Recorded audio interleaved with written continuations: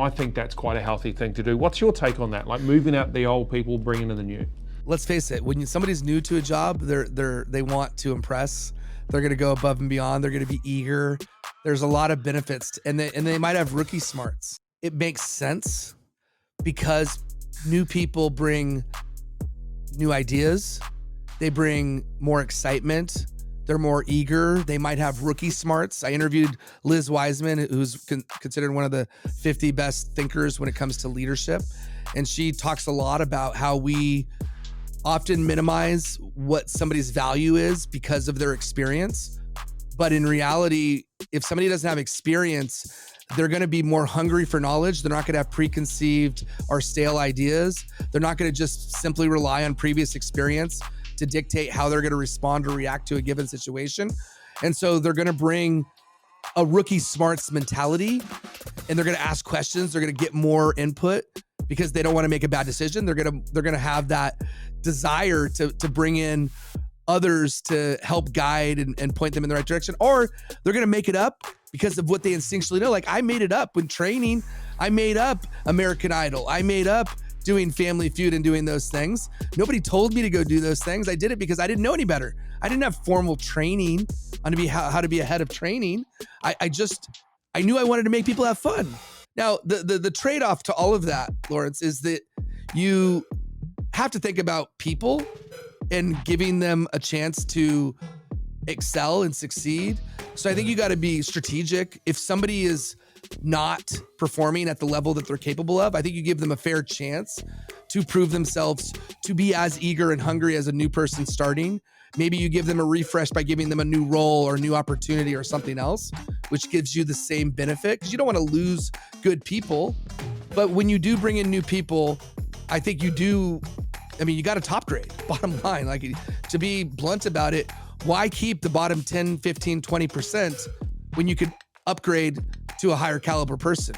I mean, it's just smart business. You kind of have to have you got to think about humans, yes, but you also got to think about that bottom 10, 15, 20%. They might not be in the right role. They might not be at the right company.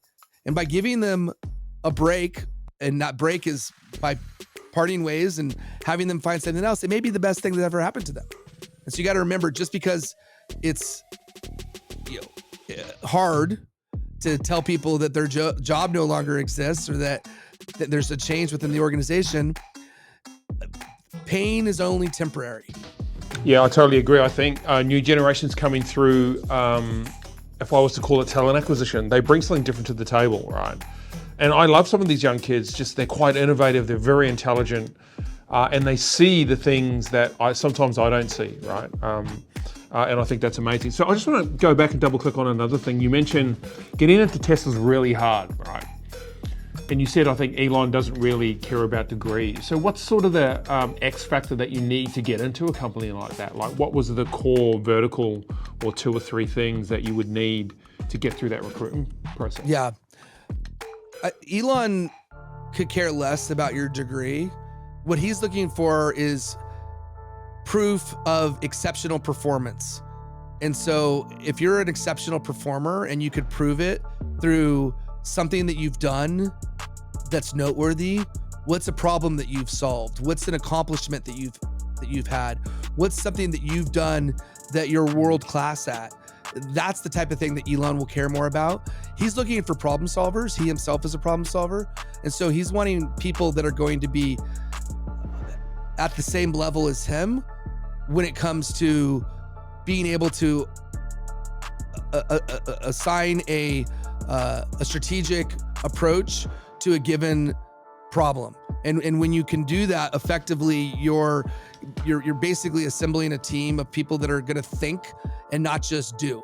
We often get people that are informed by what they think is the check the box element of their job, instead of actually pushing back and saying, no, why are we doing it this way?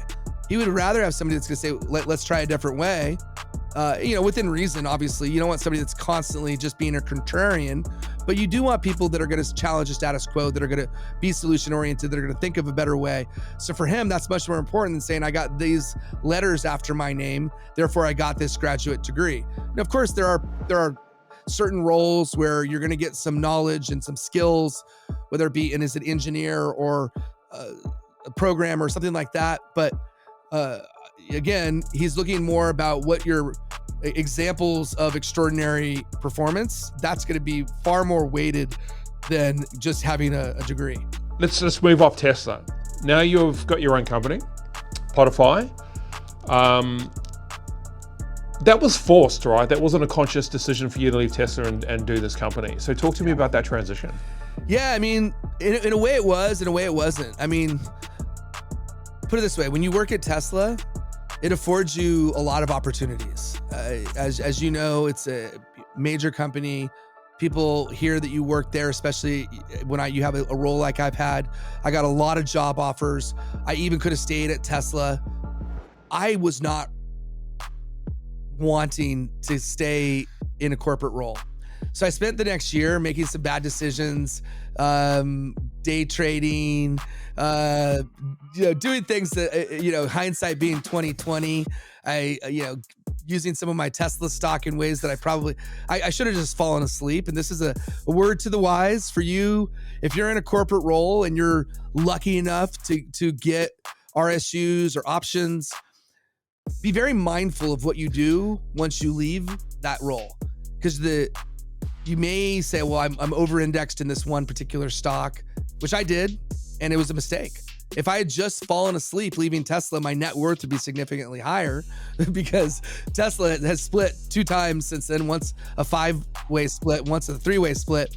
So I share that out of, just being super candid. It's, sometimes you make decisions that you look back and you say, oh, well, that was a bad decision. But one thing I did do was I started a podcast. I loved the idea of the infusion of my creative side, being in entertainment, making movies, my educator side, and then my natural curiosity, just asking questions. Like you're great at asking questions. You have a natural inquisitive nature, as do I. And so I started Inside Out, my podcast, and I quickly realized I loved it, doing it. And so I said, okay, how do I do this more effectively? Because it was a lot of work. So I built a team. I found a video editor, audio editor, social media person, designer, copywriter. I realized I had to manage this team. So I said, you know what, maybe there's a business here.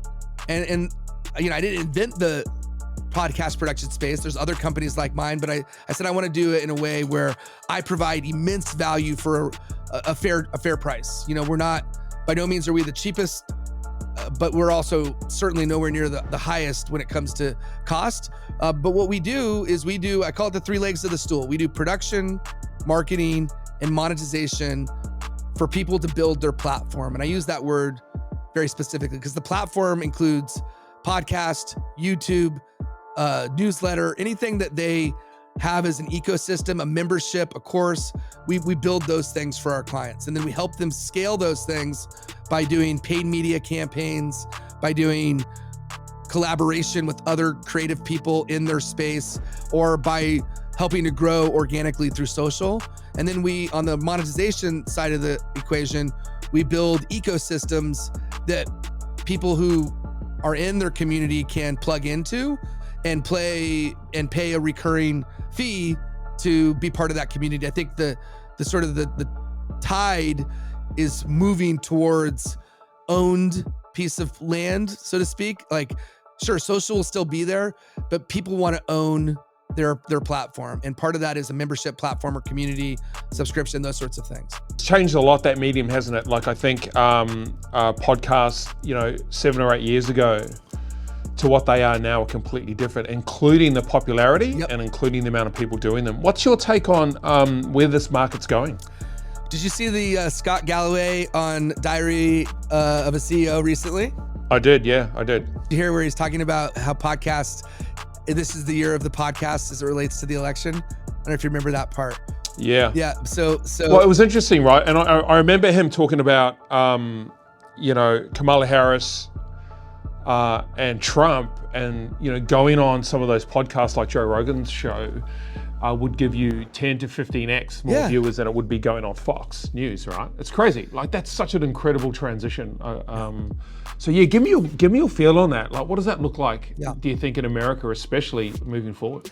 Yeah, it's interesting, man. I think that we have there's two sides to this equation. There's the Joe Rogans of the world and the Scott Galloway's and others, Stephen Bartlett, who have built platforms, Lewis Howes, that have built relatively big platforms that can act as huge mechanisms to get in touch with core audiences. And I think that's only getting more and more deeper. We are seeing a consolidation, meaning a lot of people that started a podcast in 2020, 2021, they've phased out. They did it. They realized that they're not going to be Joe Rogan. They're not going to be, a name brand. And they kind of gave up.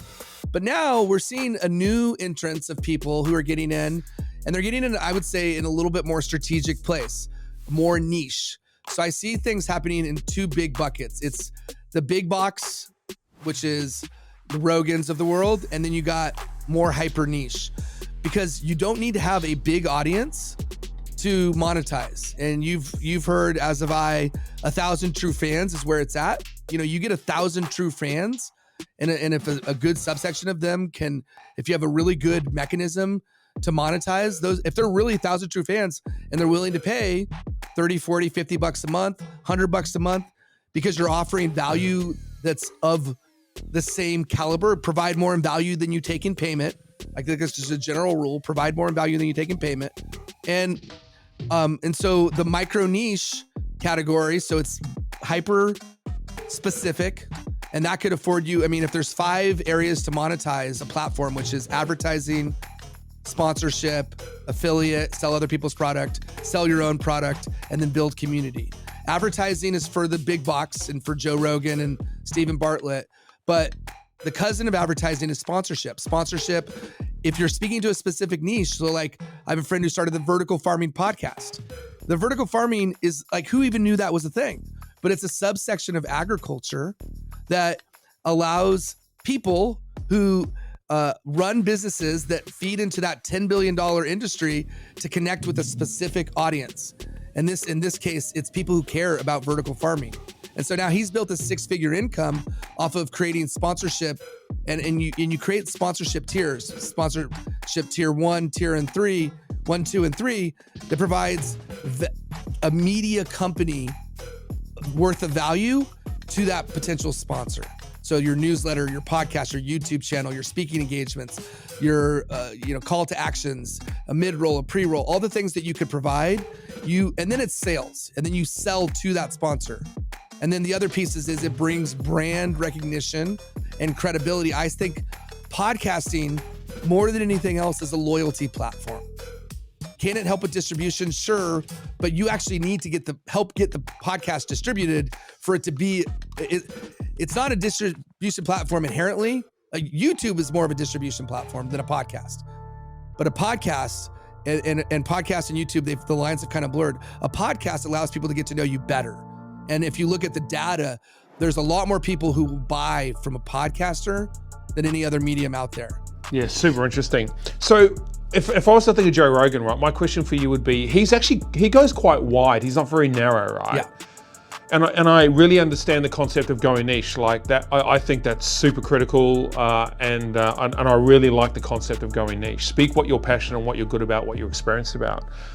For Rogan and some of those other early guys, they're really quite wide, right? So talk to me about that. Do you think if you're going to start a podcast, you need to be that style or that type of person to be successful in that space? If you go wide, give yourself a lot of time, but go wide, but go weird. And what I mean by that is don't do wide or general and do something that's totally normal. You need to find something that is unique enough and will stand out enough for you to be noticed. Because if you're going to do a productivity, a personal growth or something like that, and it's very generic, it's just going to get ignored.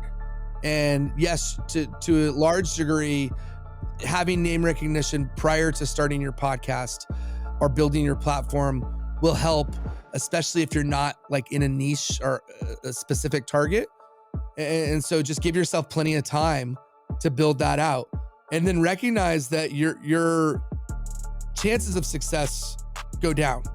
So the more you narrow your niche, the more you sharpen your focus, the greater likelihood and the greater chances you'll achieve the success that you want. And so you don't have to, it's not going to feel good. I mean, they say, this is what we say, it's niche down again, and then niche down until it hurts. So I'll give you a quick example. So we was at Podcast Movement. There's got a show called The Sales Evangelist. And he realized, and I'm paraphrasing here, so I might get some of this wrong, but Sales Evangelist, sales show. He said, that's too broad. So he said, I'm going to do a sales show, but it's going to be a B2B sales show. He says, you know what? That's too broad still. So I'm going to do a B2B podcast, sales B2B podcast, but in the SaaS sector.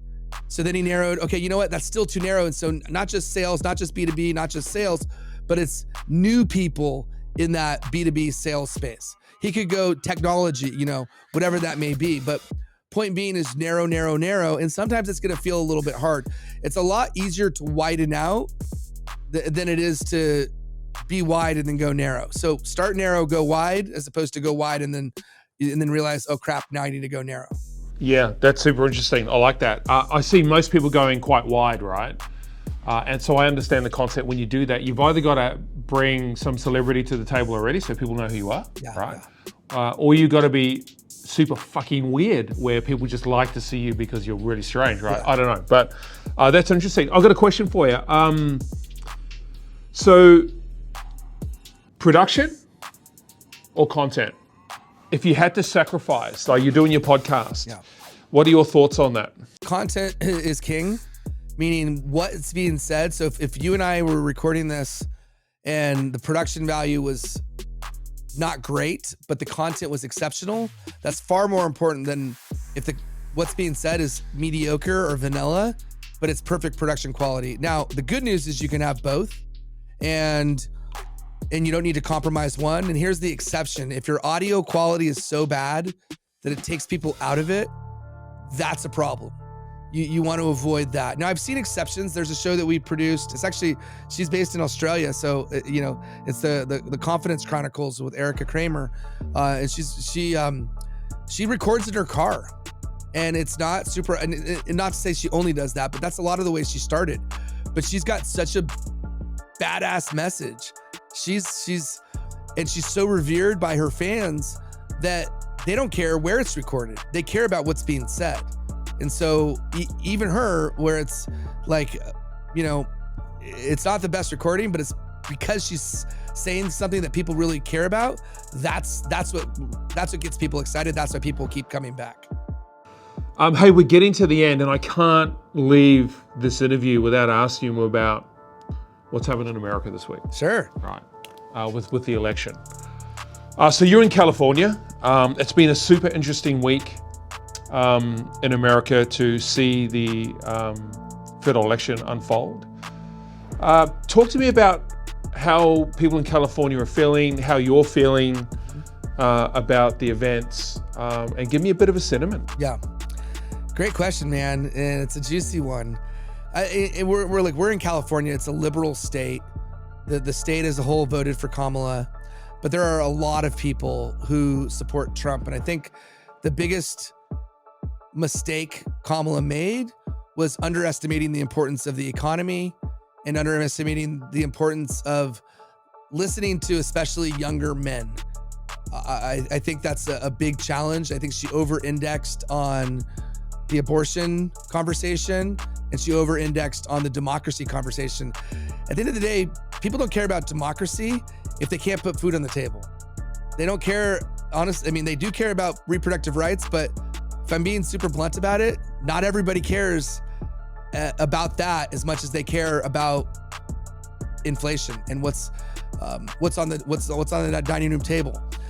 And so I think that's where the misstep happened for her. That being said, I don't think she had a shot of winning. And the reason why is I think her fate was sealed because the economy is what it is, both macro global economy. And a lot of that has been assigned to Biden, right or wrong. I mean, if you look at the economy of America, and you heard Scott, or yeah, I think it was Scott Galloway talking about this. We're by far the best economy, but the problem is the 1% is where the majority of that wealth resides. And so there's too big of a gap between those who are struggling and the elite, the 1%. So if you ask me, like for my personal, like I think Donald Trump is, he's not the person I want as the ambassador of our country, as the head of our country. I don't agree with the way in which he treats people in general. And I think he is somebody that I would not want my child to look to as an example. Now, he's an entertainer. He's a performer. I used to love watching The Apprentice. It's going to be interesting to see how things unfold.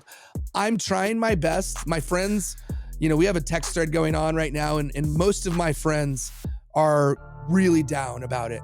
And while, you know, I was not a Trump supporter, and I never was, I also recognize that life will go on in a post-Trump world. And I'd rather be an optimist and hope that he gets some people around him who will help make good decisions. I do think he cares about the country. The thing that I am most excited about, frankly, is I'm very anti-war. I hate war. I do not like the idea of anyone thinking it's okay to kill another person for war's sake. I do sense that his an objective that he has is to stop war.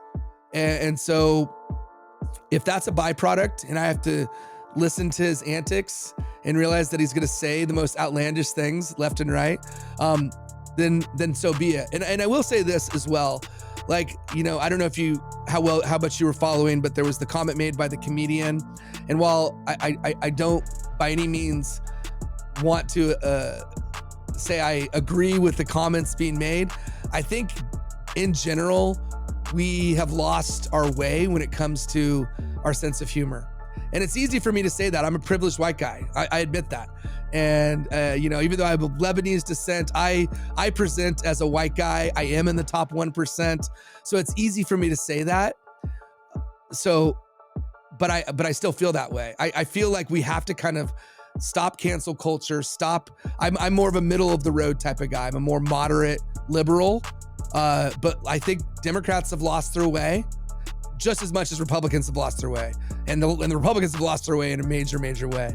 So if we stop war, if maybe some decisions are made on the economy front where I'm not as sold that he has the ability to make the changes necessary to both decrease inflation and not add to our massive deficit. I'm not convinced. But if he could do that, as you would say in Australia, good on him.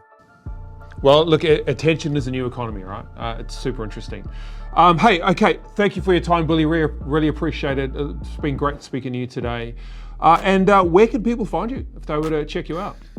Yeah, so I'd say first go to LinkedIn. I'm very active on LinkedIn. So just type in Billy Samoa.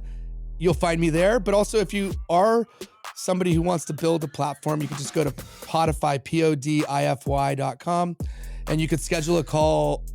I could sit down with you, talk about your needs, talk about what you're looking to accomplish, and see if I might be able to provide some guidance or even work with you. So either way, if you find me on LinkedIn, send me a note, let me know you heard me and where you heard me, and then I'll let Lawrence know that we talked, and it'll be a fun way for us to connect. So look forward to thanks again, Lawrence. I really appreciate this. It's been a fun conversation, and excited to see hopefully there's some stories that maybe will help a person who is navigating one of the areas. It could be holding on to stock. It could be how to get promoted or how to put yourself in a position to get promoted, or it could be how to learn from those experiences that aren't the most glamorous. You asked some amazing questions, so really grateful for your time and glad that we had the chance to wrap, and we'll see where we're at election-wise in the upcoming months and years. You're a legend, Billy. I appreciate your time. See ya. Thanks, brother. Take care.